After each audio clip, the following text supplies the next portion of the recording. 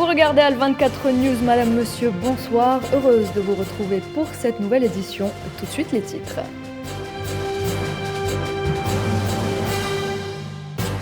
Coup d'envoi de l'exploitation du gisement minier de Garage Villette, le plus important au monde.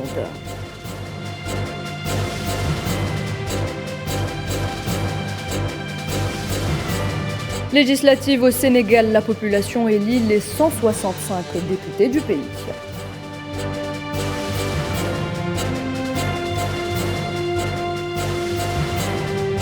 L'impasse politique se confirme en Irak sur fond de manifestations dans la capitale.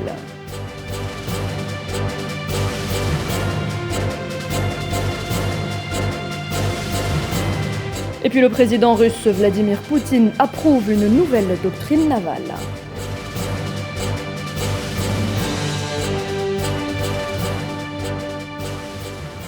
Mesdames et messieurs, bienvenue. Avant de dérouler le fil de l'actualité, le président algérien Abdelmadjid Tebboune a reçu aujourd'hui au siège de la présidence le ministre mauritanien des Affaires étrangères et de la coopération, Mohamed Salam Ould Marzouk. Il est porteur d'un message du président Mohamed Ould El Ghazouani. Entre Alger et Nouakchott, il est question de développer un partenariat stratégique. Les premiers ministres des deux pays ont, lors d'un entretien téléphonique jeudi dernier, échangé sur les perspectives des relations bilatérales et les voies de leur développement. L'Algérie et la Mauritanie partagent déjà le projet de la route Tindouf-Zouiret. Il définira les frontières légales régissant les routes commerciales à partir de la Mauritanie et vers l'Afrique du Nord. Et puis le chef de la diplomatie mauritanienne qui a également été reçu par son homologue algérien Ramtan Lamamra. Les deux parties ont tenu une séance de travail au siège du ministère des Affaires étrangères à Alger.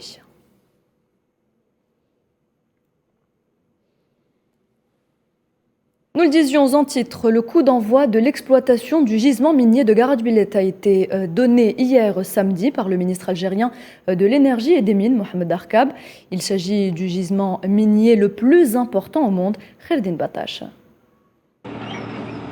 Poursuivant sa série de grands projets industriels structurants lancés depuis le début de l'année, l'État algérien donne le coup d'envoi de l'exploitation du méga gisement de minerai de fer de Garage Villette situé au sud-ouest du pays, conformément aux orientations du président Abdelmadjid Tebboune en faveur de la promotion du secteur des mines parmi les secteurs stratégiques et prioritaires. Une feuille de route et des objectifs. 2 à 3 millions de tonnes de minerai de fer par an produits lors de la première phase qui s'achève en 2025, avant passage à la vitesse maximum dès 2026.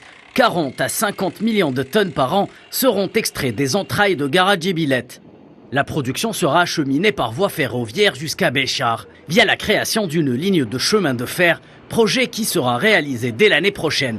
Une production qui fera le plus grand bien au marché national des matières premières pour le plus grand bonheur des opérateurs du BTP d'une part et permettra de booster le chiffre d'affaires à l'export d'autre part. Mais l'autre avantage du projet qui sera développé sous forme de joint venture en partenariat avec 2 entreprises chinoises réside dans son caractère intégré et dans son approche complémentaire permettant la naissance de tout un écosystème d'entreprises et d'infrastructures industrielles dans la région de Tindouf et de Béchar.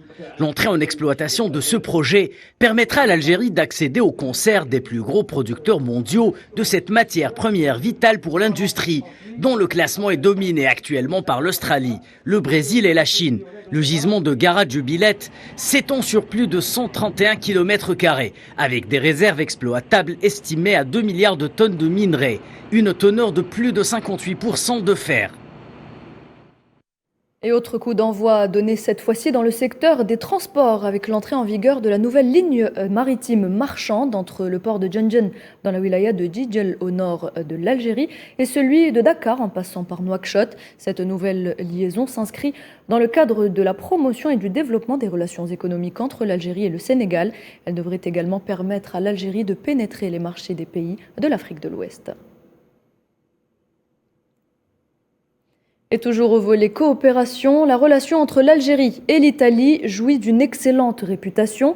Les deux pays envisagent de passer à la vitesse supérieure en matière de partenariat économique et commercial. Celle-ci passe notamment par 2 secteurs désormais prioritaires. Il s'agit de l'industrie navale et automobile, comme rappelé par le président algérien lui-même.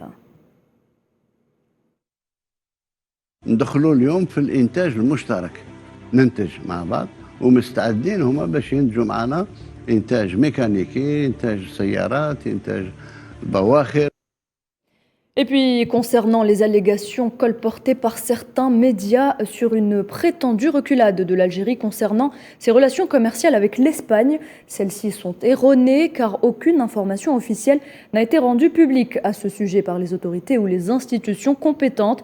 Les décisions concernant les questions financières et commerciales qui engagent l'État algérien sont prises en Conseil des ministres par le ministère des Finances ou par la Banque d'Algérie et sont annoncées par les canaux officiels. Et toujours dans le domaine de la circulation des personnes, l'Algérie informe qu'elle procédera à la prorogation automatique et systématique des documents de voyage et de résidence des ressortissants étrangers se trouvant actuellement sur le sol algérien.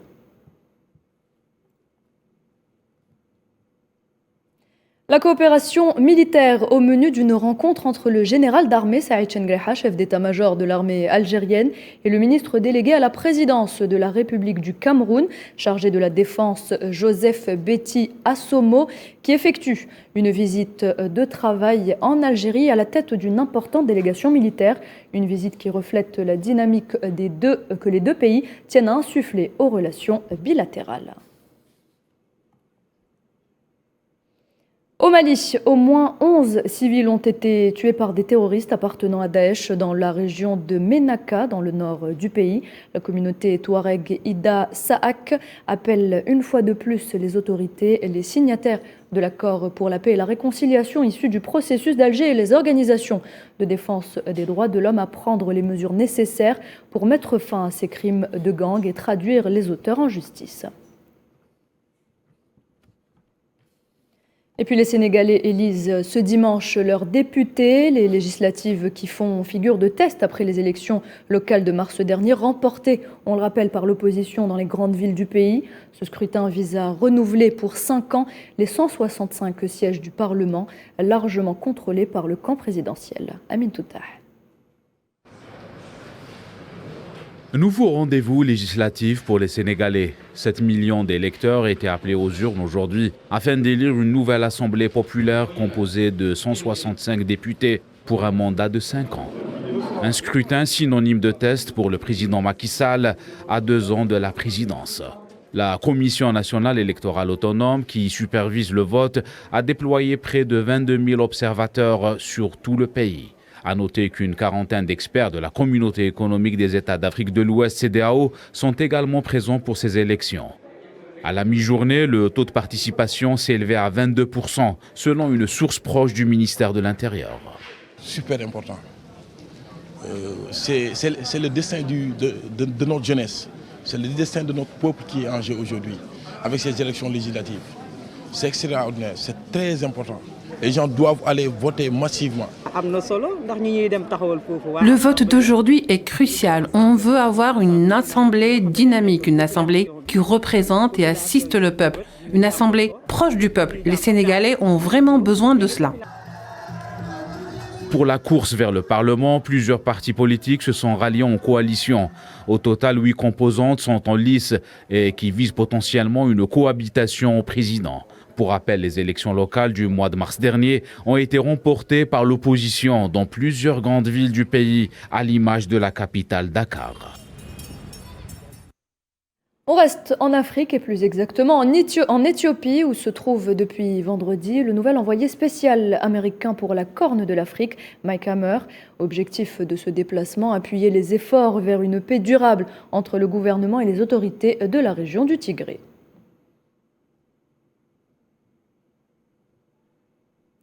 Les grandes puissances se tournent vers l'Afrique. Après la France et la Russie, c'est au tour des États-Unis d'annoncer une tournée sur le continent de son secrétaire d'État Anthony Blinken. Une tournée africaine prévue en août et qui aura pour première escale l'Afrique du Sud. Et de son côté, la conseillère spéciale du secrétaire général pour la Libye, Stéphanie Williams, quitte son poste aujourd'hui, un poste auquel elle avait été nommée en décembre 2021 avec l'objectif d'entreprendre des efforts de médiation et s'engager avec les parties prenantes libyennes, régionales et internationales poursuivre la mise en œuvre du dialogue libyen tout en soutenant la tenue d'élections présidentielles et parlementaires dans le pays.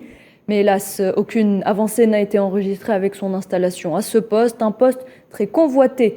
Et plusieurs noms circulent pour l'occuper à nouveau.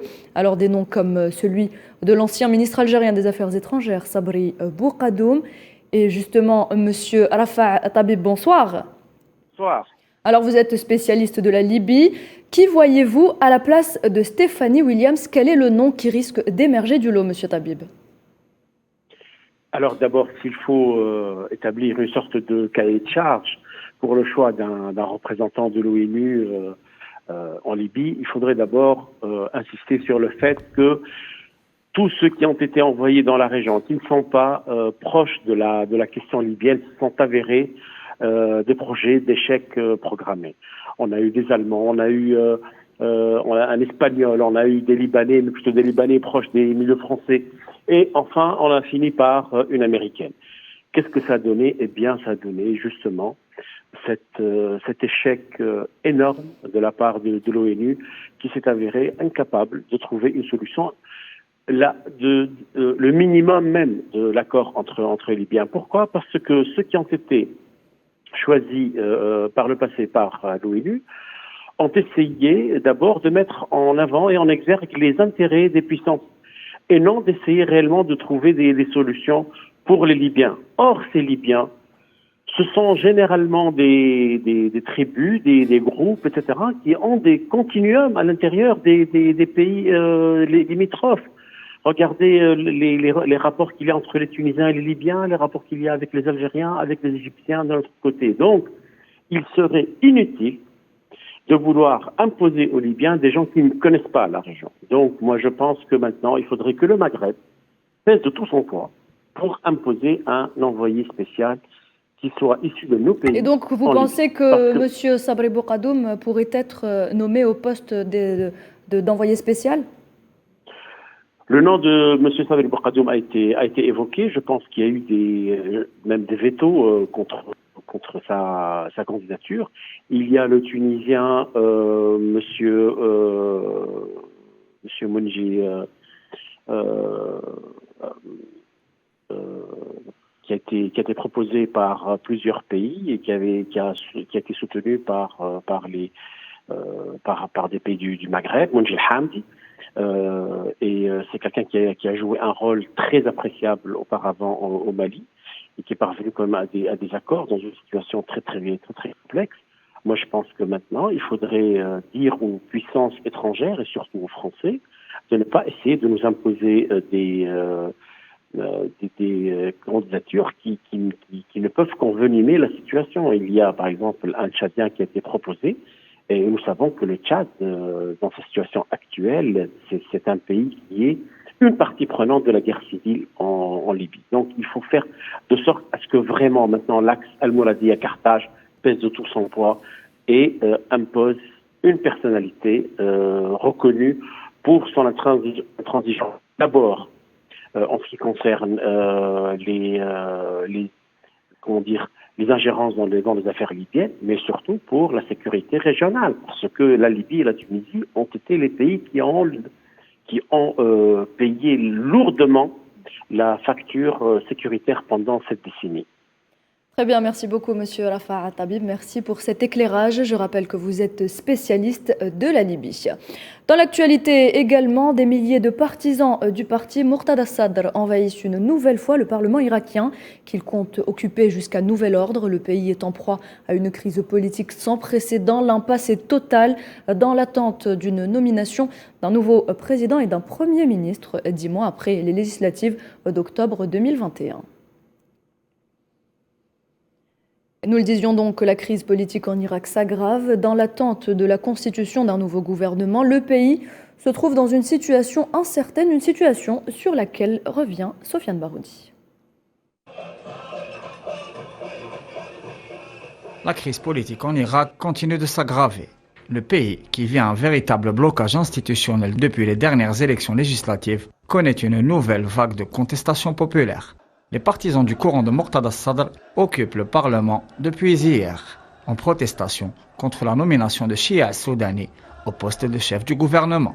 Le Parlement a ainsi suspendu ses activités et son président a appelé au calme et au dialogue. Les sadristes demandent des élections anticipées et s'opposent fermement au retour au pouvoir de proches de l'ancien Premier ministre Nouri el-Maliki. Dans le groupe parlementaire, l'État de droit est un acteur influent du cadre de coordination, coalition proche de Téhéran et dominant le paysage politique irakien. L'assaut du Parlement par les sadristes est le deuxième en un court laps de temps et constitue une action politique symboliquement forte vu la localisation de l'enceinte à l'intérieur de la très sécurisée zone verte en plein cœur de Bagdad. Cette action revêt aussi une importance particulière au vu du timing qui coïncide avec le début des célébrations de Ashura, principale fête religieuse de l'islam chiite. Le leader irakien Muqtada Sadr appelle à un changement politique radical. À ce propos, la division entre les différentes expressions politiques du chiisme que met en exergue le nouveau cycle ouvert rappelle les limites de la constitution confessionnelle et du cadre institutionnel fédéraliste imposé à ce grand pays arabe après l'intervention américaine en 2004. Plusieurs réactions internationales ont succédé à l'accélération des événements à Bagdad. Si l'Union européenne a exprimé son inquiétude et a appelé à la pondération et au calme, l'Iran, pour sa part, a initié une tentative de médiation pour juguler la crise, indiquent différentes sources. Pour rappel, l'Irak a dernièrement accusé Ankara d'être responsable d'un bombardement au nord du pays, dans la province de Dahouk, dans le Kurdistan irakien. Ce grand pays moyen-oriental, qui revêt une importance géopolitique capitale, continue de vivre une succession de crises multidimensionnelles, comme il subit de multiples procédés d'ingérence étrangère contre sa souveraineté. Et puis l'émissaire américain pour les affaires énergétiques Amos Hochstein rencontre le ministre libanais de l'énergie Walid Fayad à Beyrouth. Le médiateur américain débute une série de rencontres pour favoriser les pourparlers visant à résoudre le conflit frontalier maritime entre le Liban et l'entité sioniste au sujet des eaux méditerranéennes contenant un champ de gaz lucratif. Un premier bateau chargé de céréales destiné à l'exportation pourrait enfin quitter l'Ukraine demain lundi. Selon un porte-parole du président turc Recep Tayyip Erdogan, la Turquie, qui contrôle les détroits de la mer Noire, a contribué avec les Nations Unies à la conclusion d'un accord signé le 22 juillet dernier entre la Russie et l'Ukraine sur la reprise des exportations de céréales bloquées par l'opération militaire en Ukraine.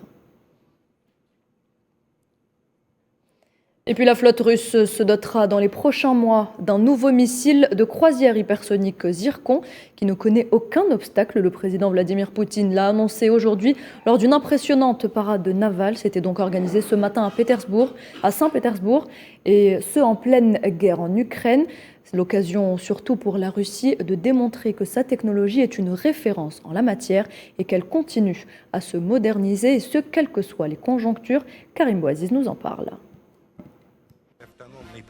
Impressionnante démonstration de force en cette douce matinée pour un mois de juillet à Saint-Pétersbourg. 40 navires et sous-marins et quelques 3500 militaires étaient de la partie. Journée particulière où la flotte russe est célébrée à travers le pays. L'occasion pour le président Vladimir Poutine démontrant qu'il ne perd rien de sa superbe, et ce en plein conflit ukrainien. Les possibilités de la flotte marine sont essentielles, capables de résoudre les tâches stratégiques dans tous les océans, en utilisant tous les moyens, en ayant les missiles hypersoniques qui n'ont pas leur pareil dans le monde.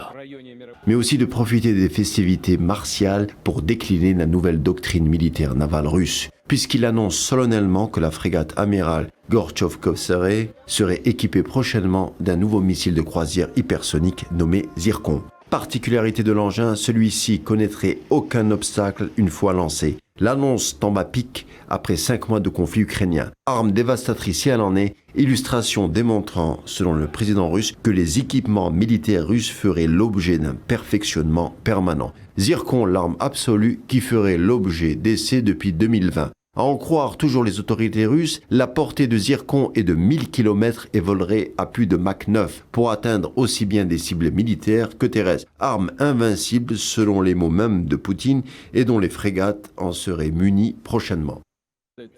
Pourtant, l'annonce de Vladimir Poutine est-elle due au hasard? La question demeure entière, étant donné qu'au même moment en mer Noire, dans la péninsule annexée de la Crimée, la flotte russe a fait l'objet vraisemblablement d'une attaque d'un drone. Bilan, 6 blessés. Les forces russes n'ont pas tardé à accuser les nationalistes ukrainiens tout en annulant en amont les festivités pour raisons de sécurité. Le gouvernement ukrainien a pour sa part démenti être l'origine de cette attaque.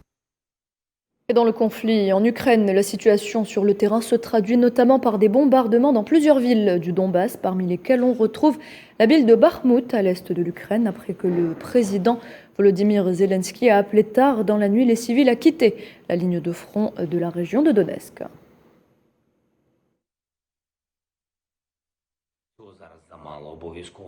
Une décision gouvernementale a été prise sur l'évacuation obligatoire de la région de Donetsk. Tout est en train d'être organisé. Un soutien total, une assistance totale, tant au niveau de la logistique que des paiements.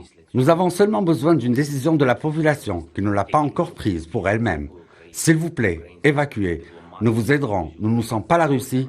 Nous ferons tout notre possible pour sauver un maximum de vies humaines et limiter au maximum la terreur russe.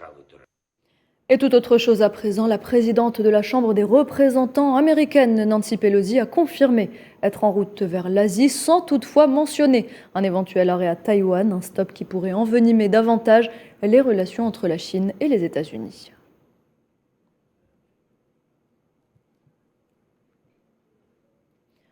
Au volet santé, une augmentation du nombre de décès liés à la variole du singe est à prévoir. L'Organisation mondiale de la santé tire la sonnette d'alarme, notamment après la mort de 2 hommes en Espagne. L'OMS estime que le nombre de décès pourrait augmenter dans les semaines à venir si le risque de complications graves reste limité. La propagation de la maladie reste source de préoccupation. Imen Merad. La variole du singe ne cesse d'inquiéter. L'épidémie reste certes peu répandue dans le monde, mais pour la première fois en Europe, l'Espagne a déclaré 2 décès liés à cette maladie, le premier vendredi et le second samedi. Le ministère de la Santé espagnol a expliqué qu'il s'agissait de 2 jeunes hommes atteints de la variole du singe et que des études étaient en cours pour avoir plus d'informations épidémiologiques sur ces 2 cas. D'un autre côté, un autre décès d'un patient atteint de la variole du singe a été annoncé vendredi par le Brésil sans aucune certitude quant à l'origine de ces décès. Depuis le mois de mai, ces 3 cas portent à 8 le nombre de décès enregistrés dans le monde, dont 5 premiers cas signalés en Afrique. Catherine Smallwood, responsable des situations d'urgence de l'OMS Europe, a tiré samedi la sonnette d'alarme en insistant sur le fait que d'autres décès étaient à prévoir. Compte tenu de la poursuite de la propagation de la variole du singe en Europe, nous nous attendons à plus de décès. Catherine Smallwood a également insisté sur l'urgence de trouver un moyen de stopper la propagation du virus. L'objectif doit être d'interrompre rapidement la transmission du virus en Europe et mettre un coup d'arrêt à cette épidémie. L'OMS a provoqué le 24 juillet dernier le plus haut niveau d'alerte, l'urgence de santé publique de portée internationale pour consolider la lutte contre la variole du singe. Selon l'OMS, plus de 18 000 cas ont été détectés depuis le mois de mai dans le monde hors le continent africain, des cas majoritairement européens. Pour l'instant, l'OMS souligne la non-disponibilité des vaccins pour toute la population, priorisant les personnes à risque élevé, les malades, le personnel soignant et les chercheurs. Direction la Hongrie à présent pour parler de Formule 1. Max Verstappen a remporté cet après-midi le Grand Prix de Hongrie. Dernière course avant la trêve estivale. Une course riche en rebondissements puisque le pilote Red Bull est parti 10e. Et ce sont les Mercedes de Lewis Hamilton et George Russell qui complètent le podium. Verstappen compte désormais 80 points d'avance au classement pilote. Salah Faisal. Sous un ciel gris à Budapest, le Grand Prix de Hongrie a débuté fort, intense. La dernière course avant la trêve estivale, riche en rebondissements, a vu George Russell repousser l'attaque de Carlos Sainz pour conserver son avance depuis la première pole position de sa carrière. Sa stratégie soft médium n'a pas permis à Russell de convertir cela en victoire. Max Verstappen 10e au départ, le Néerlandais a remporté le Grand Prix Hongrie 2022 avec une stratégie parfaite de Red Bull. Il s'est imposé avec 7 secondes d'avance sur lui. Hamilton, le Britannique, a partagé le podium avec son coéquipier George Russell.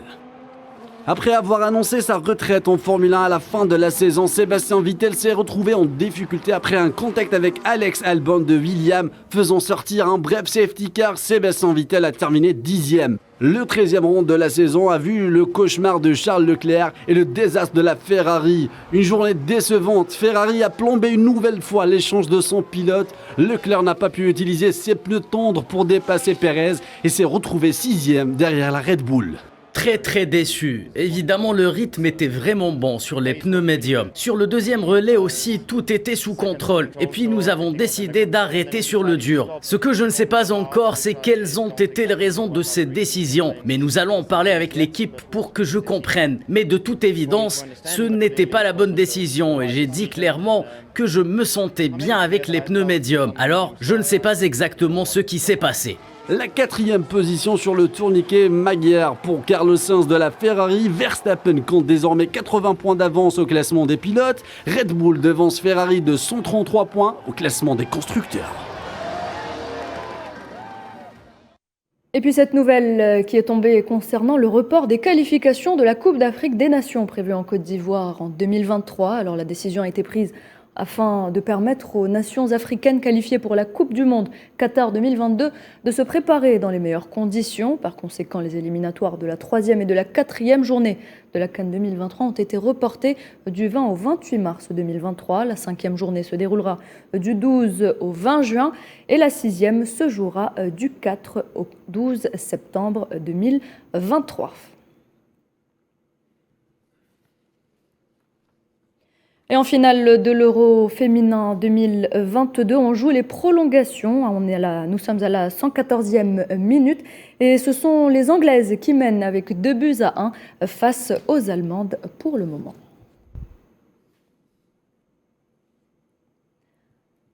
Un mot de culture avec la deuxième soirée de la 42e édition du Festival international de Timgad qui a offert une mosaïque de musique une musique saisissante et fortement appréciée par un public nombreux. Cette soirée a été rehaussée par la participation du chanteur palestinien Haitham Hilaili, l'artiste qui a été gratifié par son public d'un bouquet de chansons au rythme de la debke. Le groupe mythique de raï algérien Raïna Raï a quant à lui enflammé la scène par la reprise de ses tubes légendaires comme Yazina. Et puis il y a eu également le groupe Day qui s'est produit pour la première fois à Timgad, qui a également fait vibrer son public via des notes de ses célèbres chansons Maria ou encore Anna Jazairi.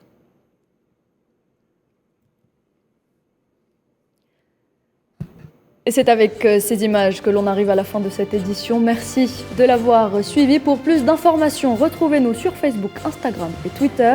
Vous pouvez également revoir ce journal et toutes nos émissions sur notre page YouTube. Il vous suffit simplement de scanner le QR code qui s'affiche en bas de votre écran. Tout de suite, la météo avec Amel Améziane Zitouni. Et puis ne ratez pas, dès 21h15, l'entrevue périodique accordée par le président de la République, Abdelmadjid Tebboune, aux médias nationaux. Au revoir.